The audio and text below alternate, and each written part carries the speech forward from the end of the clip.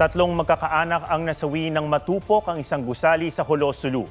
Batay sa investigasyon, hindi nakalabas ang 13 taong gulang na anak ng mag-asawang nangungupahan sa gusali. Kaya binalikan nila ang anak pero natrap din. Sugatan naman ang 2 bumbero. Inaalam pa ang pinagmula ng apoy. Tumagal ng mahigit 1 oras ang sunog.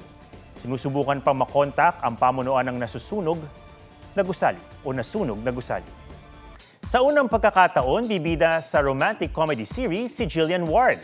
Ang kanyang makakatambal, kilalanin sa report ni Aubrey Carampel. Mula sa pagiging dating manliligaw sa abot kamay na pangarap, si Michael Sager, official rom-com partner na ni Jillian Ward sa bagong series. Bukod dyan, isang movie na may kakaibang role for Jillian ang dapat ding abangan. Barkada gulan na sa bagong pasilip ng upcoming series na mga batang lilis. Ipinakita na ang ilan sa maaksyong eksena.